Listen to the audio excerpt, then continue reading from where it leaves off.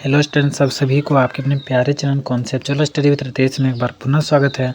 और आज की इस वीडियो में स्टूडेंट्स सेम वन यानी कि विनोबा भावे यूनिवर्सिटी हजारीबाग के सेम वन हिस्ट्री मेजर वालों का फर्स्ट चैप्टर पढ़ाने वाले हैं। टोटल 15 चैप्टर में हम इसको डिवाइड किए हैं स्टूडेंट्स, आप सभी के लिए, ठीक है। और आप लोग को पता होगा कि हम क्लासेज भी कराते हैं, पेड क्लासेज, ठीक है।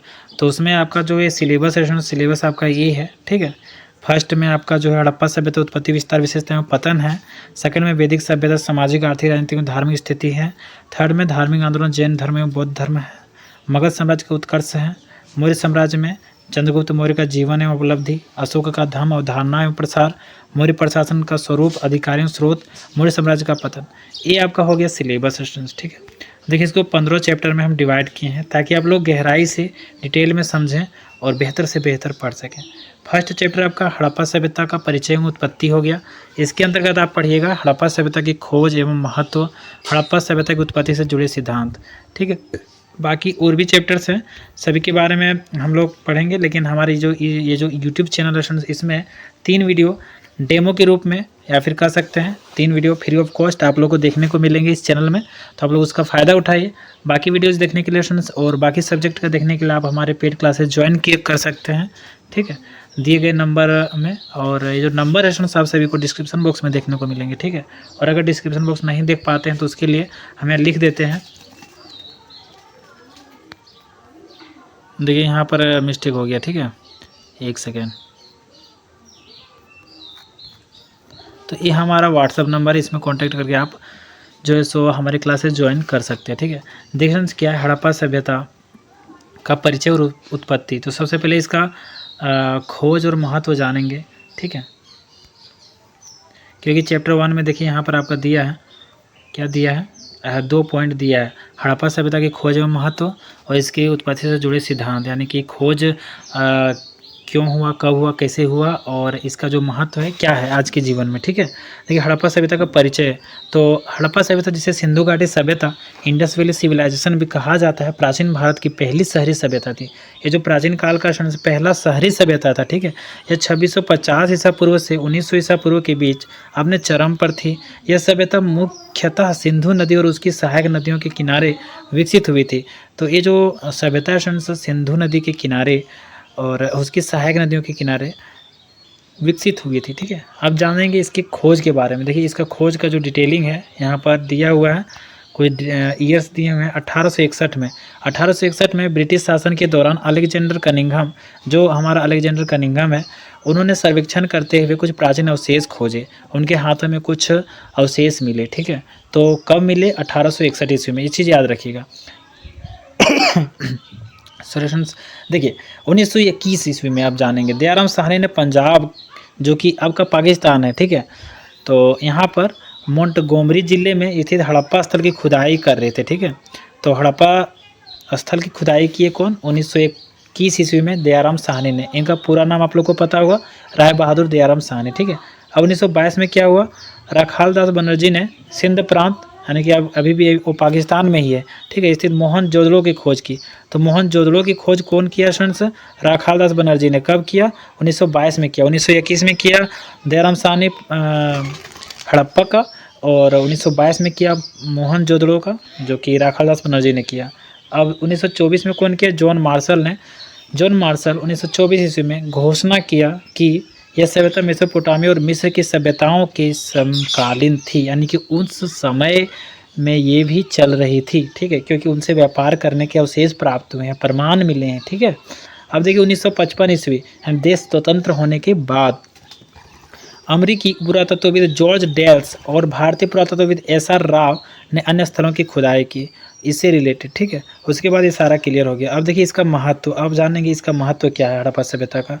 देखिए एशिया की सबसे प्राचीन शहरी सभ्यता थी ये, यानी कि इससे पहले कोई भी सभ्यता शहरी सभ्यता नहीं थी हमारे एशिया में, ठीक है। ये सबसे प्राचीन है। हड़प्पा सभ्यता नियोजित नगर योजना और विकसित समाज का प्रमाण है। यहाँ पर नियोजित नगर था, ठीक है, और विकसित समाज था, उसके प्रमाण मिले हैं, ठीक है। अब देखिए सेकेंड नंबर में प्रारंभिक नगर नियोजन। यहाँ पर सबसे पहला है जो कि नगर नियोजित था, नियोजन किया हुआ था, यानी कि व्यवस्थित ढंग से सजा कर बढ़िया से रखा गया था, ठीक है। मतलब बनाया गया था। इसमें सड़कें, जल निकासी प्रणाली, दुर्ग और अनाज भंडार जैसी सुविधाएं थी। ठीक है। अब देखिए लिपि का विकास भी यहाँ पर होता है। देखते हैं, हड़प्पा वासियों ने एक चित्र लिपि विकसित की जिसे आज तक पूरी तरह से पढ़ा नहीं जा सका है, क्योंकि ये चित्रात्मक लिपि था, सभी लोग पढ़ नहीं पाए। ठीक है। अब देखिए अगला है व्यापार एवं संपर्क। यह सभ्यता मेसोपोटामिया, फारस, ईरान और मध्य एशिया के साथ व्यापार करते थे, जिनसे हम लोग भी सीख पाएँ और हम लोग भी अभी व्यापार करते हैं। ठीक है। देखिए धार्मिक एवं सामाजिक जीवन, इनका धार्मिक और सामाजिक जीवन के बारे में जानकारी प्राप्त होता है। यह सभ्यता मातृसत्तात्मक समाज, पशु पूजा करने वाले और योग जैसी परंपराओं के गवाह थे। इनका जो है सो हम यहाँ पर प्रमाण मिलता है कि ये सभी मातृसत्तात्मक समाज में रहते थे। पशु पूजा इनका मुख्य पूजा था और योग भी करते थे। ठीक है। अब देखते हैं इससे जुड़े सिद्धांत, यानी हड़प्पा सभ्यता की उत्पत्ति के कौन कौन से सिद्धांत हैं। हड़प्पा सभ्यता आया कैसे, पनपा कैसे, उत्पत्ति कैसे हुआ हमारे देश में, देखते हैं।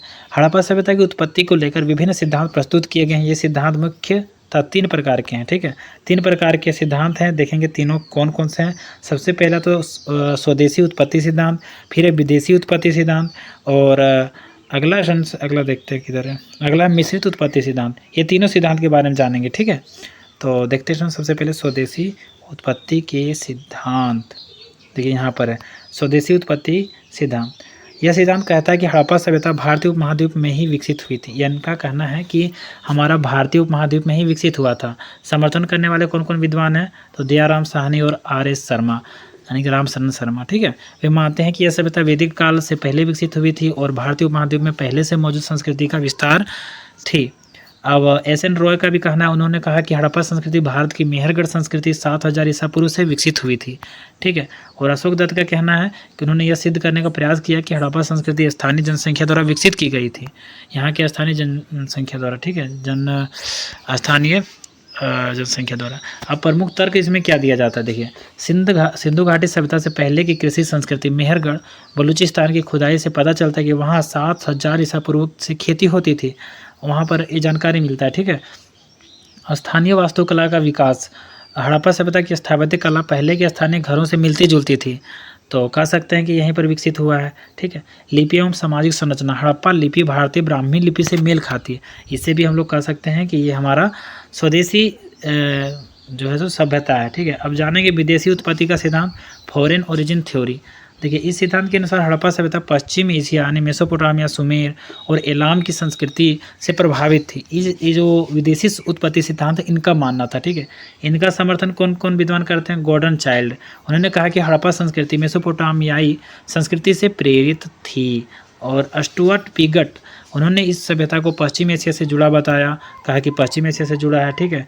फेयर सर्विस, उन्होंने कहा कि मेसोपोटामिया से आए लोगों ने यहाँ सभ्यता विकसित की। उनका कहना है कि जो मेसोपोटामिया से लोग आए वो यहाँ पर सभ्यता विकसित की है। ठीक है। प्रमुख तर्क, अब तर्क क्या क्या है, तो देखिए मेसोपोटामिया के समान नगर योजना, सुमेरियन नगरों की सड़कें, दुर्ग और जल निकास प्रणाली हड़प्पा जैसी थी, यानी वहाँ के भी इसी तरह की व्यवस्था थी। ठीक है। अब जानते हैं व्यापारिक संबंध, मेसोपोटामिया की खुदाई में हड़प्पा की मोहरें और भारतीय सामान मिले हैं, जिनसे कह सकते हैं कि वहाँ के लोग आए हैं। ठीक है। मृद भांड यानी पोट्री की समानता, हड़प्पा और एलाम सभ्यता की मिट्टी की वस्तुएं एक जैसी हैं। ठीक है। अब जानेंगे मिश्रित उत्पत्ति सिद्धांत यानी मिक्स्ड ओरिजिन थ्योरी। यह सिद्धांत मानता है कि हड़प्पा सभ्यता स्थानीय और विदेशी तत्वों के मिश्रण से विकसित हुई थी, यानी कि कुछ स्थानीय और कुछ विदेशी तत्व दोनों मिलकर बने हैं। ठीक है। समर्थन करने वाले विद्वान कौन है, DD कोसाम्बी।